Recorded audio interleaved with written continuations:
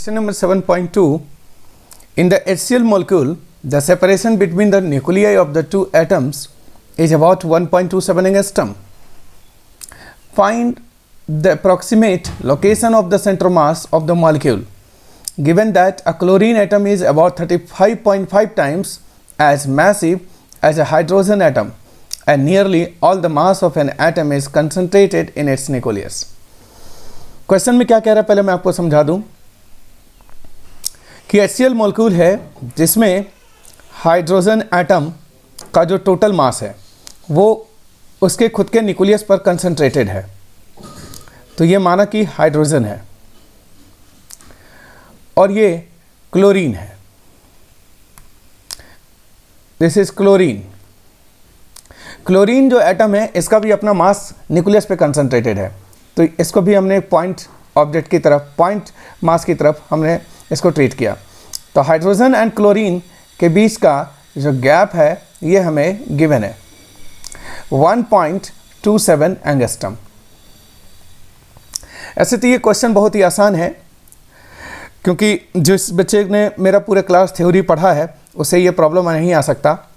ठीक है, बहुत ही आसान प्रॉब्लम है, लेकिन फिर भी इससे पहले मैं थोड़ा सा कुछ थ्योरी इसमें थोड़ा सा डिस्कस कर देना चाहता हूँ। सेंटर मास कैसे फाइंड करते हैं? जैसे सेंटर मास अगर मान लो हमारे पास ग्रुप ऑफ पॉइंट मासेज हैं like M1, M2, M3, M4, बहुत सारे पॉइंट मासेज का हमारे पास एक सिस्टम है। मान लीजिए 4 पॉइंट मासेज का एक सिस्टम है हमारे पास, और मुझे बोले इसका सेंटर मास क्या होगा। सेंटर मास आई होप कि सबको समझ में आता है क्या है। सेंटर मास वो पॉइंट होता है जहाँ पर होल मास एज्यूम किया जा सकता है कंसंट्रेटेड है, मतलब मैं उस पॉइंट से कंट्रोल कर सकता हूँ पूरे मास को। ऑलरेडी हम इसको थ्योरी में डिस्कस कर चुके हैं। फॉर एग्जांपल, अब मुझे इसका सेंटर मास की लोकेशन पूछे, मतलब कोऑर्डिनेट पूछे, इसके लिए हमें एक रेफरेंस पॉइंट सेलेक्ट करना पड़ता है ऑरिजिन, और इसी के रेस्पेक्ट में हम सेंटर मास की लोकेशन बताएंगे, यानी कोऑर्डिनेट बताएंगे। तो मान लीजिए कि this is the coordinate, this is the centre of mass, this is the centre of mass. अब मुझे इसकी कोऑर्डिनेट बतानी होगी, तो इसकी एक्स में जो कोऑर्डिनेट होगी वो होगा एक्सियम, एंड वाई में जो कोऑर्डिनेट होगा दिस इज वाईसियम। तो इसके फॉर्मूले होते हैं X CM is equal to M1 x1 plus M2 x2 upon M1 plus M2।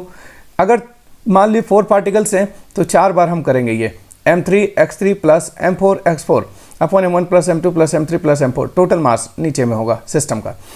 ठीक है, तो सेंटर मास की एक्स कोऑर्डिनेट, फिर उसी तरीके से वाई कोऑर्डिनेट।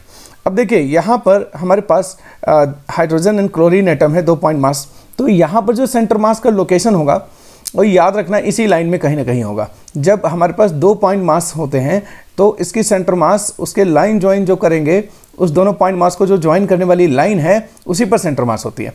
और सेंटर मास अगर ये दोनों मास एकदम बराबर है तो सेंटर मास बिल्कुल मिड पॉइंट पे होगा, और अगर ये मास मान लो हैवी है तो सेंटर मास इसकी तरफ होगा। ठीक है, ये एक जनरल आइडिया हमने आपको दिया। आइए अब हम कैलकुलेट करते हैं सेंटर मास इस HCl मॉलिक्यूल का। हाइड्रोजन से हमको सेंटर मास बतानी है मान लो, तो हाइड्रोजन को मैं ऑरिजिन मानूंगा। हाइड्रोजन को हमने ऑरिजिन मान लिया, तो इसको वाई एक्सिस एंड इसको एक्स एक्सिस हमने सोच लिया। This is origin.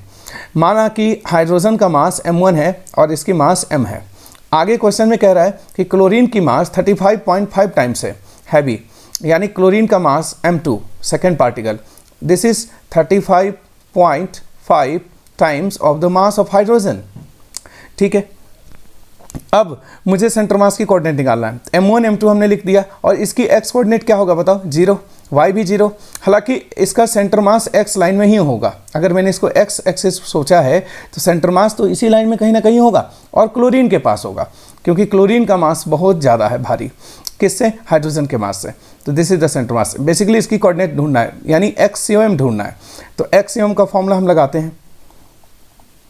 Axiom is equal to M1 x1 plus M2 x2। M1 क्या है? M, x1 क्या है? 0, तो M1 x1 0 plus M2 x2। M2 कितनी है? 35.5 M, एंड x2 क्या हो गया? x2 इसकी x कोऑर्डिनेट क्या होगी क्लोरीन की? यहाँ से ये जो गैप दे रखा है दैट इज 1.27 एंगस्ट्रम। यूनिट आप चाहें तो बाद में लिख सकते हैं, और आप यूनिट नहीं भी ले सकते हैं, लास्ट में लगा दीजिएगा, कोई बात नहीं। फिलहाल मैंने एंगस्ट्रम में लिया। और अब नीचे देखिए टोटल मास का हो जाएगा m1 प्लस m2, तो 35.5 m plus m that is 36.6 m। And इसके सॉल्यूशन जब करेंगे 35.5 अपॉन mm तो कैंसिल ही हो गया मास, है ना, जो हमने एज्यूम किया था मास। अब इसकी सॉल्यूशन जो आएगी वो लगभग 1.23 समथिंग आता है, तो इसको लगभग 1.24 हम मान सकते हैं अप्रॉक्सीमेटली। यही आंसर भी है क्वेश्चन में, 1.24 एंगस्ट्रम में आएगा। तो यानी हाइड्रोजन से सेंटर मास की जो पोजीशन है वो x में 1.24 एंगस्ट्रम है।